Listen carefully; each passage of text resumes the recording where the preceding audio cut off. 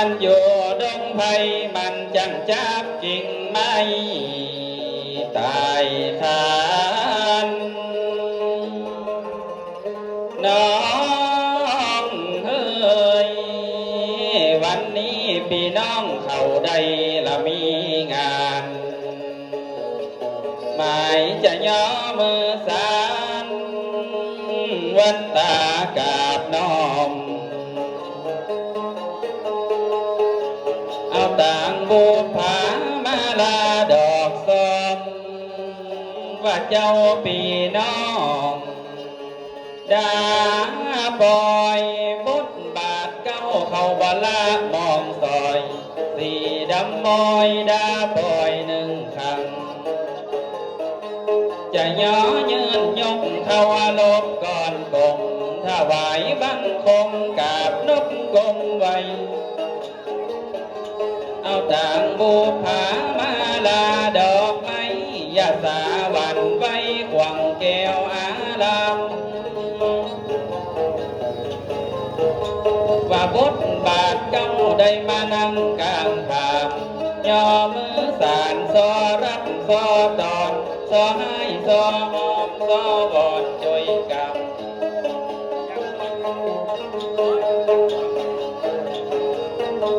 จะยกมือสาบามือน้อมอัปปะปะสอในวัดกว่างแก้วตั้งสามพระพุทธธรรมสามดวงแก้วเจ้า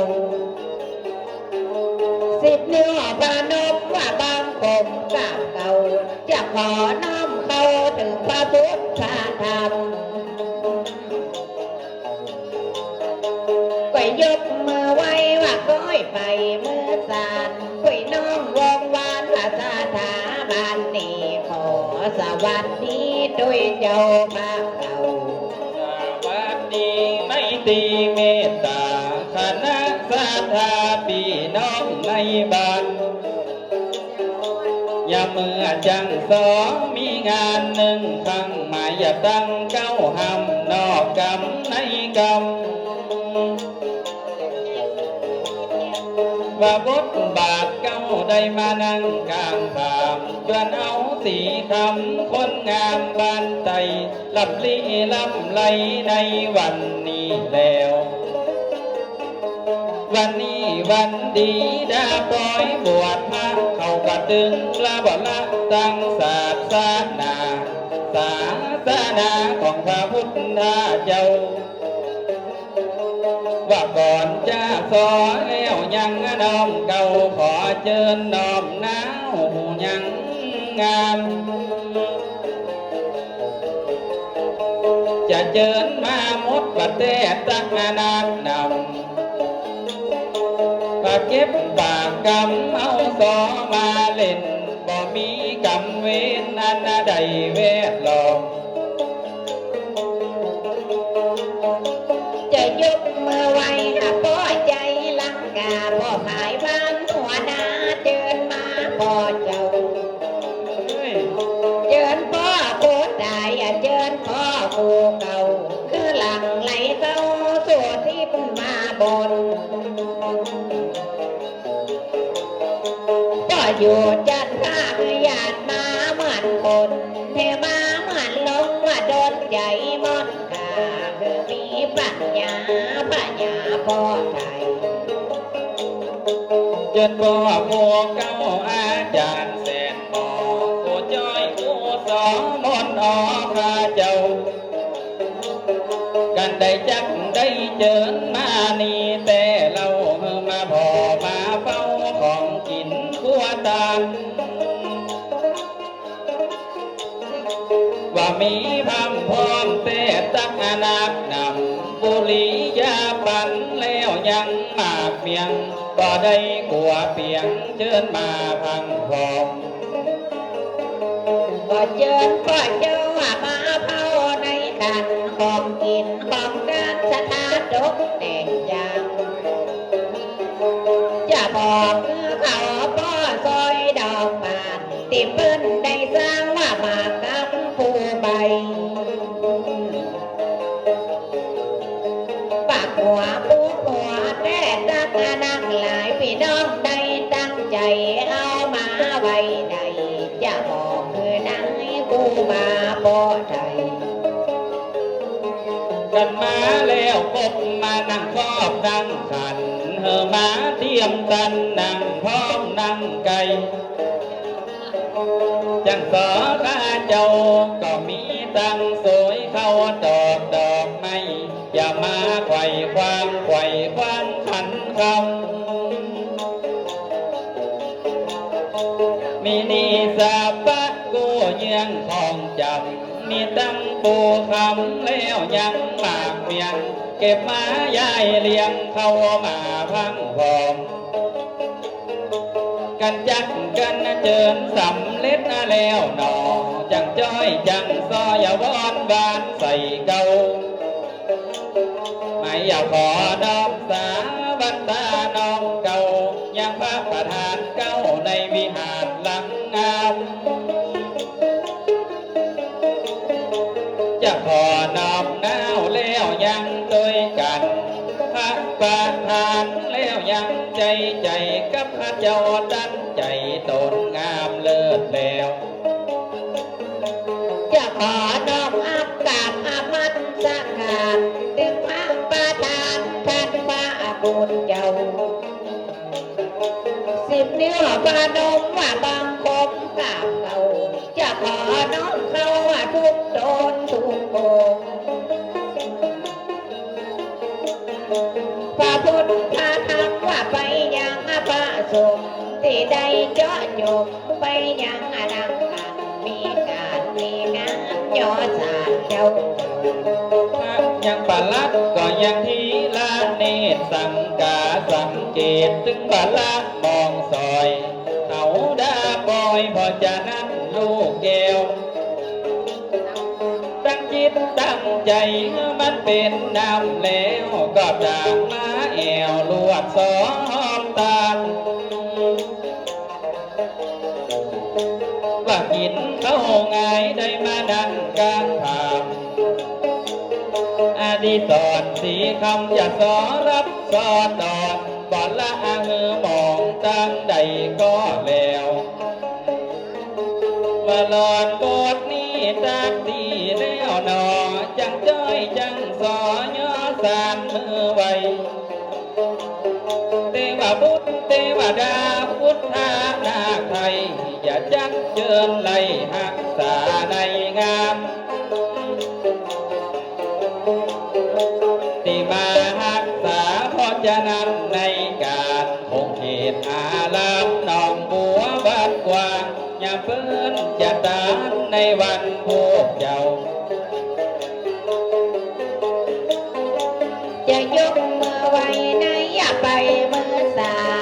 เทวดาว่าวินพงจันทองกันได้ยินเสียงจังซอเข้าห้องโดยสานันกองถึงว่าญาอินดาว่าเทพปาไทยปุกปักหักษาเทวดาลงมาพ่อยังของหินของดานยังเจ้าบ้าเรากันหมายจะเจิญไม่อย่าเจิญนักที่ปุญญาอาหักว่าเสือวัดหักษาเทวดาหักษาในห้องยามเมื่อจันสองพระเจ้าได้มองได้เป่าปองแล้วยังไป บนเทวบุตรอยู่ฟ้าเทวดาลองหนเจ้าสีตนมากสะหนสีดานทำเหตุทำมานในงานทานไทยอย่าได้เรียกร้องสีส้มดอกเกียงผีบ้านผีเมืองตกเด้งออกใจคณะจังสอขอย่อมือไหวขอเจิญมากับไล่จังผงพญามารมาเจอภาพก็มีงานมีการของกินของดานจกดาไว้ดีอันใดก็มีเป็นของดานล้นมาเจ้าพี่น้องมีงานมีการจะย่อมือสารบรรดาใส่เก่าไม่มีศรัทธาว่ายังเจ้าภาพเก่าถ้าลาบตอบเจ้ายังพี่น้องศรัทธานายสีสรศักดิ์ตาตีเจ้าขานำสกุลปัญหาแม่นมันอย่าบวชเป็นตานวันผูกเมื่อเจ้าป่าสอนในวัดวักวังแก้วตั้งสามวัดวาอารามสามดวงแก้วเจ้าเพิ่นจะได้ปวดเอาไปยังแต่เราปวดเอาลูกเจ้าเข้าไปเป็นดานได้ยกเอาลูกว่าได้ผูกเอาหลานเอาไปเป็นดานศาสนาพระเจ้าก่อยตั้งใจเอาเด้อเจ้าพี่น้องว่าเจ้าภาพเก่าคือเจ้าของการเจ้าของงานและเจ้าของบ้านจะบวชเอาลูกเอาหลานนึ่งครั้งบ่ได้ตกสาลังไปในทางใดว่าศรัทธาเก่าเขาได้ตั้งใจจะย่อท่าไว้เพียงหน้าเพียงวันนี้วันสีเตียนเจ้าพี่น้องกึดมาหลายวันฝันมาหลายมืออันใดก็ดีซื้ออันใดก็ดีหาไปบอกศรัทธายังพี่น้องเจ้าบ้านมาช่วยเหลือกันตุกนาดาแต่งหางได้สร้างของกินหัวตามว่ามีสะปะกองดาเป็นกันย่อมือสารตั้งคนแก่คนเฒ่าไว้ตั้งใจเอาตึกบ้านเอาจ่ายังเดือนเทมจักดอกว่าเดือนออกเป็นมาเป็นได้ไปวานเอาคนแก่คนเฒ่ามาปรึกษากันละอึดนึดเดาเอาเพิ่นกะมือคนเฒ่าวางแม่ทอละนี่เป็นกองยิบวักกว่าแดงวัดจอยหนเจิญเจ้าสีโดนรักษาหนสีดานบอกเมื่อมีมานสิ่งใดเวทบุ้มปุ๊บเจ้าเป็นเงาสีปุ๊บแม่ท้อละนี้มาพอมาเฝ้าของกินละของจานในวันนี้เราบ่มองโศกเศร้าสวงใสอ่อนจอน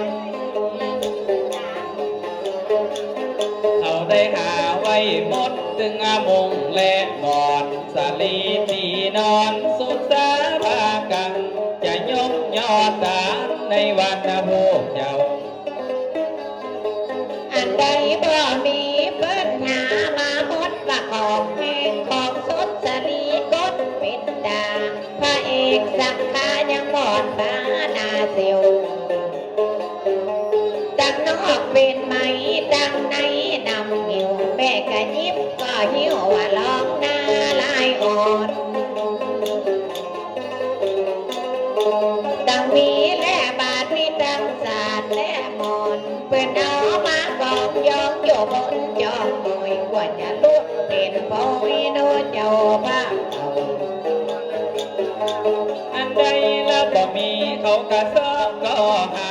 แขกไปเปิ้นกระดาแขกมาเปิ้นกระดอนวันนี้สีเตียนบ่อิดหนาวเมื่อยหอนบ่นักน้องคอนไปไหนทางใดว่าสักท่าเก่าเขาได้ตั้งใจย่อท่าว่าให้แม่นหน้ามันอยากกินอยากทานในวันนี้แล้ว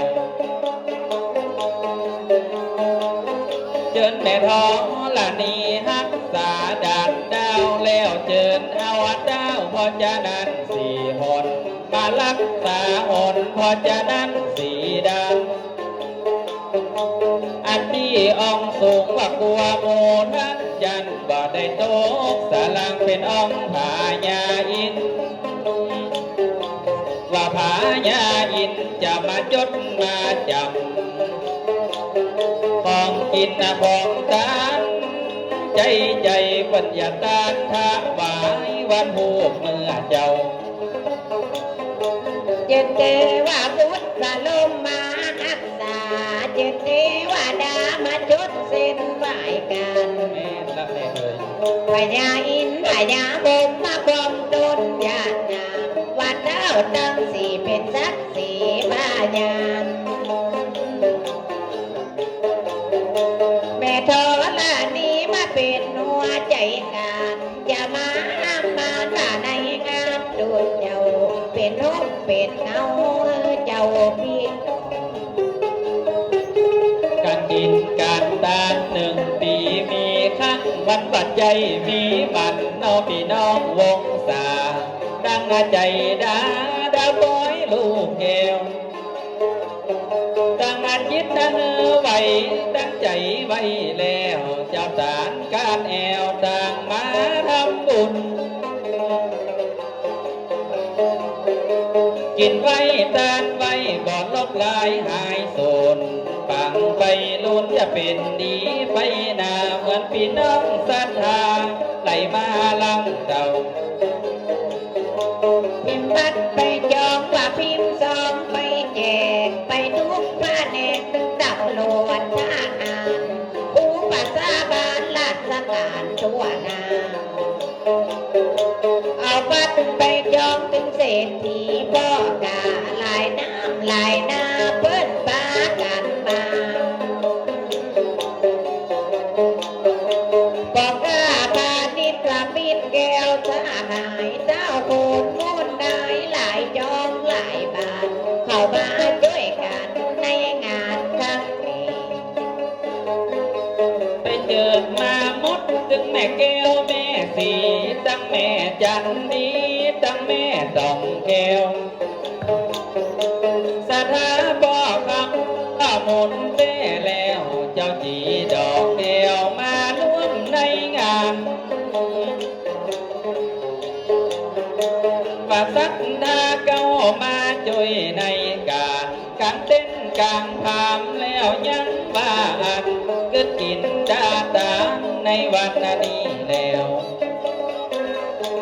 จะขอขอบคุณก็ไปยังแต่เนื้อที่มาเบิ่งจังสอบทภาพจวนสี่คำคนงามมาเล่นก้อยไต่ตามนี้เฮาไก่เต็กก้อยเน้นกันว่าเฮาละจะเล่นเอามอบเป็นละพิธีเขาว่าดวงดอกไม้มาไล่เกสรนายมอนลูกป้อนเธอละมันก็เป็นอย่างกาป้อนผู้จาพี่น้องอันป้อนสักยามมาให้น้อง